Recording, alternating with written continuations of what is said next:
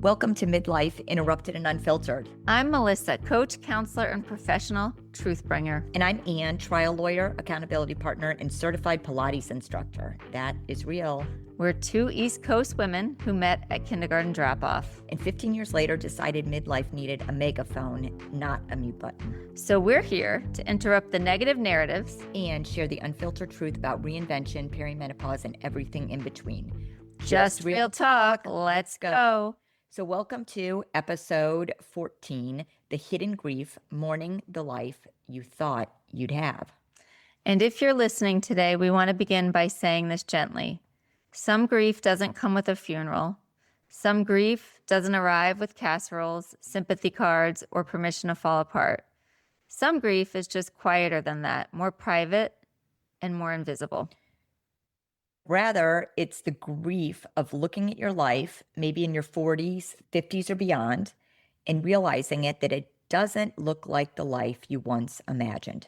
Maybe the marriage didn't become the one you had hoped for.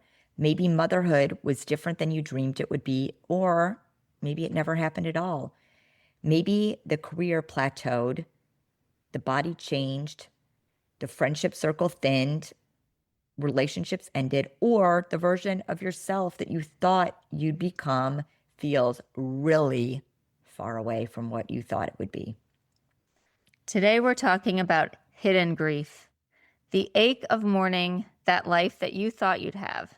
And if that lands somewhere tender in you, please stay with us, because this kind of grief is real, it matters, and you are not ungrateful or broken for feeling it. So let's start with the grief no one talks about, Mel. There's a particular kind of heartbreak that shows up for us in midlife, and it's not always dramatic, and it doesn't always have one clear cause. Sometimes it arrives as a quiet reckoning. It might appear as a moment in the grocery store, a birthday, a child leaving home, or something more dramatic like a divorce finalized or a diagnosis. Or maybe it's just a photo of yourself that startles you. Or maybe on a random Tuesday morning when you think, wait, is this it? And underneath that question is often something deeper. What happened to the life I thought I was heading toward?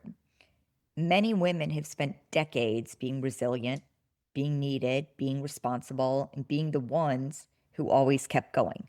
So when sadness comes up, especially sadness about what didn't happen, it's often dismissed.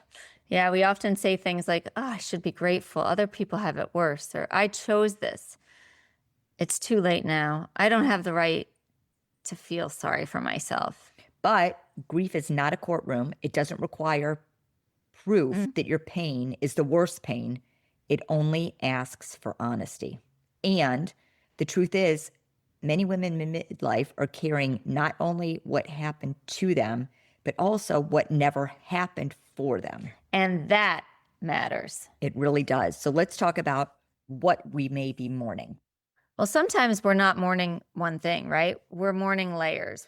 We may be mourning the marriage we thought would feel safer, the parent we'd hoped we'd become or that we hoped we'd have, the body we used to live in so easily, the career that never fully bloomed, maybe the children we never had.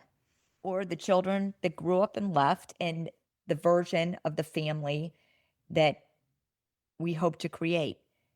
Or mourning the energy that we used to have, the dreams we postponed so long that we stopped saying them out loud, or the self that we abandon in order to survive and meet everybody else's needs. And here's what makes this grief so confusing, Anne. Your life may be good in so many ways. You may love people deeply. You may have so many blessings.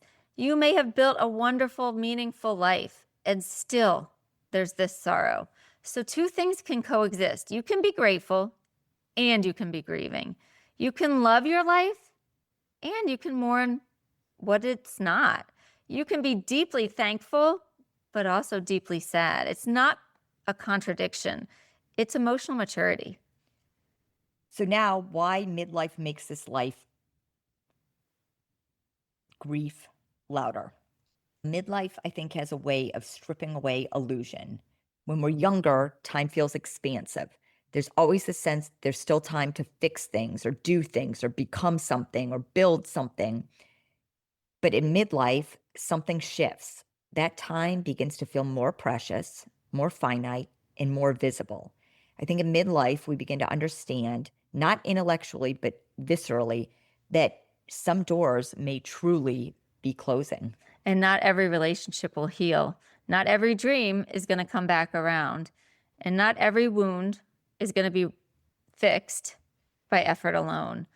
So, not every future self that you imagine is going to arrive. This realization can feel so brutal, but also it can feel clarifying. Because once we stop bargaining with fantasy, we can finally begin seeing and dealing with the truth. And the truth, while it might be painful, it's also where freedom truly begins. So let's talk about the shame that people feel about wanting a different life. I think that is one of the hardest parts of this hidden grief, is the shame that's attached to it. Many women were taught to be adaptable and to make the best of things and not ask for too much, or to be, to your point, grateful, thankful, and to just carry on. So when we find ourselves quietly mourning the life we thought we'd have, shame often comes in and whispers, "You're being selfish. You should be over this by now. You've made your choices. You missed your chance." But let me just say, as clearly as I can, there is nothing selfish about acknowledging loss. There's nothing immature about naming disappointment. There's nothing shameful about admitting that some part of your life still hurts. And in fact, denying that pain is often what keeps it frozen. The moment, and we've talked about this before, that you name it and you identify it, then you begin to loosen its grip on you. And maybe you say, I thought I would have become someone different, or I thought my life would feel bigger. I thought I'd be happier, or I thought I'd have more time. Or I thought someone would have chosen me by now, or I thought I would have chosen myself sooner. This feeling and naming this feeling, it's not weakness, it's truth. And truth is actually sacred. That is, no pun intended, the truth. So what does this grief need? What do we do with this kind of grief? I would say, first of all, we stop trying to argue with it. Or stop telling ourselves we shouldn't feel it, or stop rushing to silver linings. And we stop trying to, quote, fix, close quote, it before we've ever even listened to it. The grief needs witness before it needs wisdom. That's a really great point. And it also needs space. It needs a language and tenderness. You might begin by asking yourself, what did I actually believe my life would be by now? What am I still aching for? What loss have I never fully named? Or what version of myself am I mourning? What have I been pretending doesn't hurt?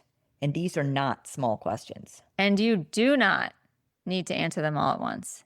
You can answer them in a journal, in therapy, on a walk, in tears, or maybe in a conversation with a trusted friend. Or maybe in silence.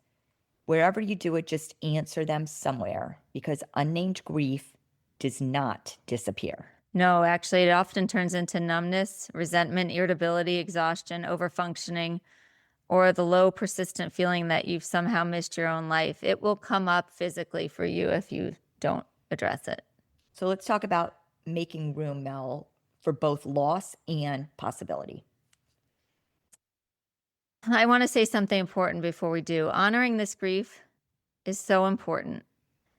And mourning the life you thought you'd have doesn't mean your story is over. Rather, what it means is that you are brave enough to stop living in denial, and from that place, something new can begin.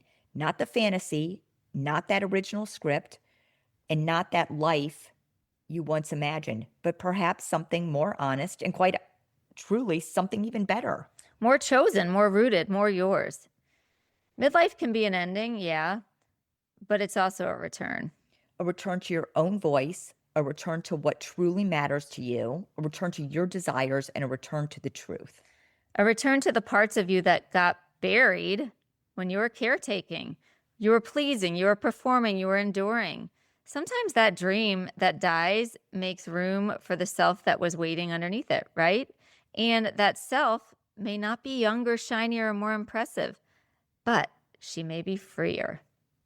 Let's talk about a gentle reframe. Yeah. What if this season is not only about grieving what didn't happen? What if it's also about blessing yourself for surviving what did? What if the woman you are today is not evidence of failure, but rather evidence of endurance? And what if your life is not too late? What if it is simply unfolding differently than what you expected? And what if the deepest healing begins when you stop asking, why didn't I get the life I imagined? And start asking, what kind of life wants to be lived from here? That question is softer and kinder. And more open. It doesn't demand that you erase the loss. It simply invites you to live beside it. So, if this discussion and this episode found you in a tender place, I hope you'll let this be enough for you today. You're allowed to grieve the life that you thought you'd have. You're allowed to miss what never came, and you're allowed to mourn versions of yourself that didn't get to bloom. And you are also allowed to keep becoming, even now in midlife, especially now, not because it's easy, not because the pain wasn't real, but because your life, however unfinished or different or surprising, is still speaking. And maybe the invitation of midlife is not to become who you once planned to be, but to finally become who you are. And we have some action items for you. Mel and her action items, I tease her, but I know that they are powerful. So take it away, Mel. Okay. Write the following on a note and place it in 3 different places that you will see throughout the day. This is what I want you to write. I am not behind. I am not broken. I am grieving and I am still here. And not only am I still here, I am empowered and becoming the best version of myself. That is awesome. Do you want to say it again? Yes. So you're going to write a note and you're going to place it in 3 different places throughout your house where you're going to see it. And you're going to write, I am not behind. I am not broken. I am grieving and I am still here. And then you're also going to write, I'm empowered and becoming the best version of myself. Thanks for joining us on Midlife Interrupted and Unfiltered. If this episode hit home, share it with a friend who needs to hear it. And subscribe so we can keep interrupting your week with real talk. Find us on Instagram at the.interruption. Where we're continuing the conversation and building this community together. Until next time, keep interrupting the narrative. And stay unfiltered. See you next week.